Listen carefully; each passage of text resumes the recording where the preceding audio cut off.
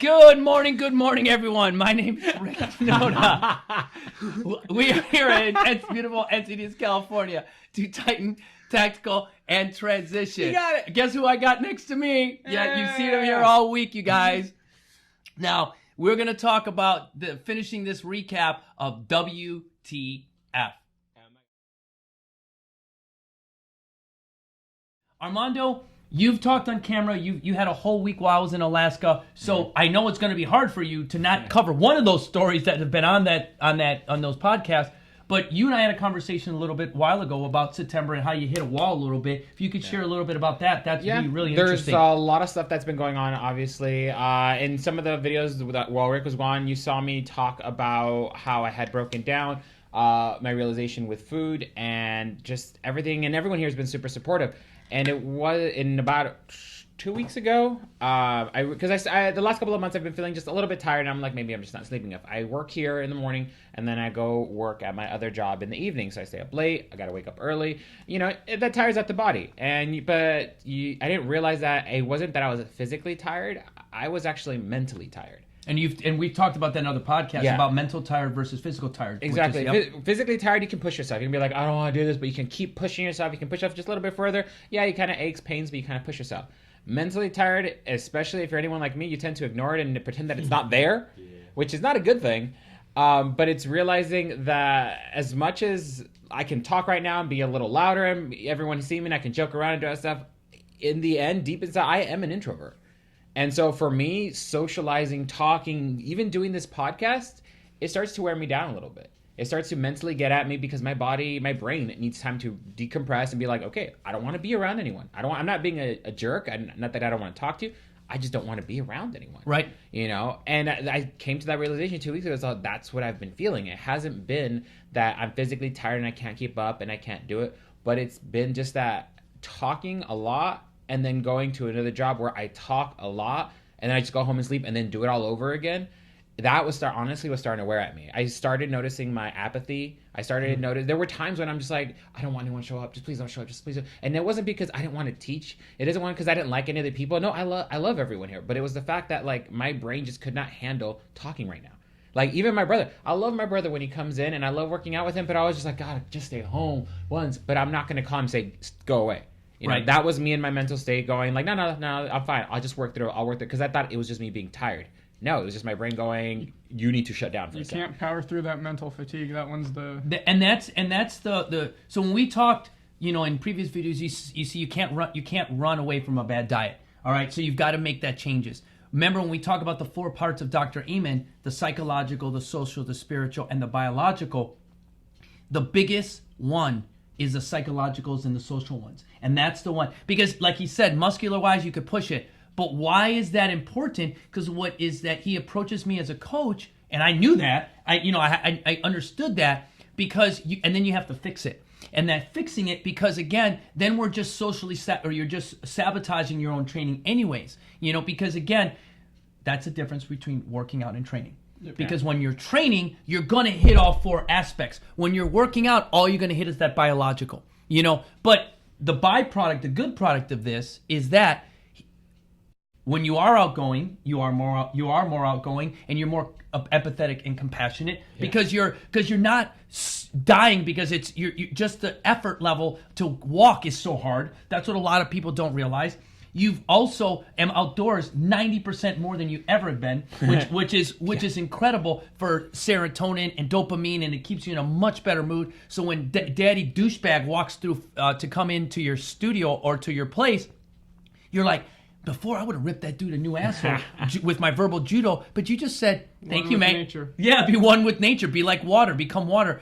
And that's the nice part. Here's the other part is that now we've hit the end zone. We know where that is. So just like Esteban had said, we're not taking steps backward. We're just taking a sideways step to kind of see that again, readjust that. A mental job is what I've told everybody. Mentally, it could take you 2 days. Those in college, those in the military that are studying for boards. If you're using your brain, it could take you 2 days to a week to recover. You could take a nap after a hard workout and be ready to do it again. That's the amazing part of muscular versus your brain. Now, with that being said, you know, it's nice because for every like I always say, for every ripple, there's another ripple that comes through. So as Armando talks to me about this, it allows for me to relook at my practice and then reprioritize what things are in my practice that are important and not important. And one of the things that I found which was good was to bring my daughter through. So now as he has kind of gone sideways a little bit, still doing his Strong by Zumba classes, doing that stuff like that, assisting me with some other things, I was able to then extend to my daughter to come in and help me with some other things. And it's a really good thing. So I often say that with good communication, there's never any bad decisions you ever make in your life, you guys, unless you do a line of cocaine, put some heroin in your veins, and screw a hooker that has HIV, then that's a bad decision. All three of those were bad, okay? But you know, that's the holy trinity of dumbass, all right? Yeah. But so if you're sitting there and you do a holy trinity of that and you're sabotage yourself, that's a bad decision, you know? But when you sit down and you communicate and readdress your priorities, that's life. Yeah. That's the definition of not insanity. You remember, you know what I'm saying? That's actually the correct definition of the way that life is the 7 P's. He properly prepared to prevent piss poor performance because he won't tell you, and I'm going to throw it on this, because I was going to hold off and tell you that in November. Yeah. Whoa! Oh my God! I had realized that, and I was like, no, I can push myself a little bit further, which is once again, that you shouldn't be doing. If you're feeling that in your body, your brain, everything, you're starting to feel like, I just don't care. And it may not necessarily be one thing or another, but it's just like, you need to address that. I realized that I needed to address it, but I didn't for a couple of weeks. Because once I realized what it was, I still didn't address it. And those of you know I'm a cooperative leader, so I let him flop. Thanks. I let him flop. Yeah. I was letting him flop out there, and I knew it. And I knew that he was doing. And then, you know, he came to the apartment. He goes, "Hey, can we talk on Sunday?" And I'm like, "Sure," because I knew that the talk was coming in a good way. Because, and again, the nice part is when we were talking was I was like, if you waited to November, the conversation, what the fuck are you doing to me right now? You want to know how hard you fucked me? That's the difference when you shove your head in the sand versus communicating ahead of time. And I told him that. That's exactly what it would have been that if you would have waited that long. It's called the powder keg. Yeah, straight up. That's a boom. But with communication, we were able to adjust, and that is the beauty at what I say is the improvement that we've all made here. You know what I'm saying? Because again, it's helped me reduce my anger, for you to reduce the reluctancy of kind of taking on things. But even as an introvert, you have the ability to have the courage to talk to someone about something that's touching. Honor, courage, commitment. Exactly. Now, you guys, I want to kind of leave this with a clip that, you know, he'll put in there that I sent him on Friday.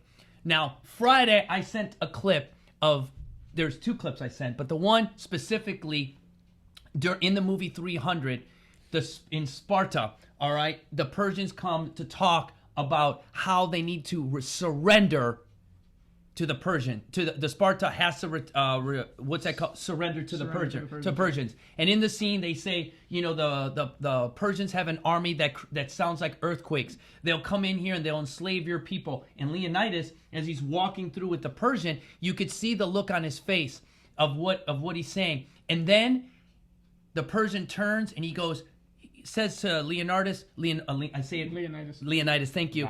He says, "Choose your next words carefully, Sparta." And then he looks at his queen, he looks at his people, and he lets out a bellow that I love. You bring the crowns and heads of conquered kings to my city steps.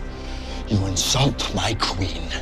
You threaten my people with slavery and death. Oh, I've chosen my words carefully, Persian. Perhaps you should have done the same. This is blasphemy. This is madness!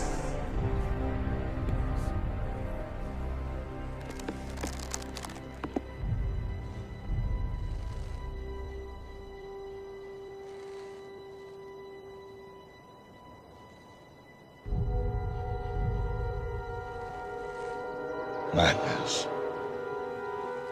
This is Sparta!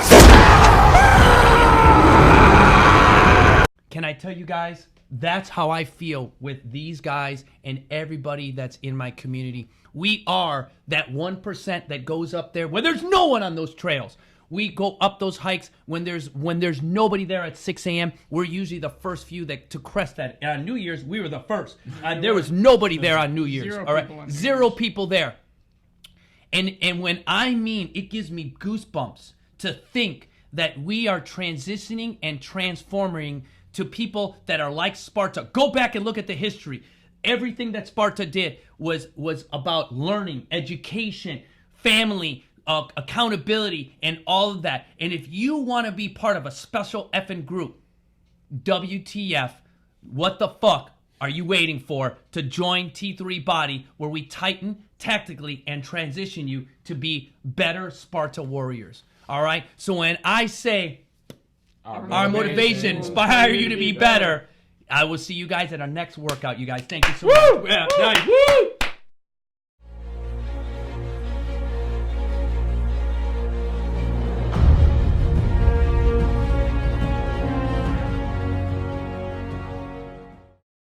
T3 Body, you guys, is a company and a fitness company that really talks about the complete athlete. When I talk about our motivation inspires you to be better, all right, as a non-for-profit that supports military veterans that suffer from mental health issues, I really enjoy the support you guys are giving me here on YouTube. But again, I am seeking clients on my T3 Body. So if you go ahead and take a look at my website, understand that the intimacy of getting to know you starts with just 30 minutes of motivation. So you go on there, you sign up for one of those, you get a one-on-one remote talk with me just like this.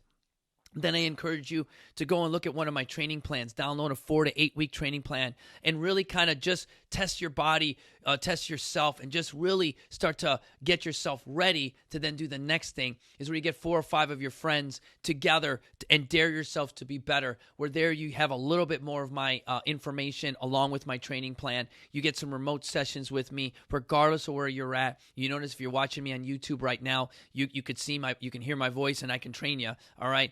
And that 45-day dare is a great way to just see and challenge yourself to really do the final thing, is become a member. Being a member with me is a commitment, and it's made for just an elite amount of people. So when I talk about membership here, I really talk about a really elite group of individuals who really understand our core values of God, country, family, and really live by and have really adopted where our motivation inspires them to be better. So I wanted to touch on that, you guys, and really use that so that individuals like yourself who are getting better and inspiring others that understand that, you know what, we do need your support to keep everything going.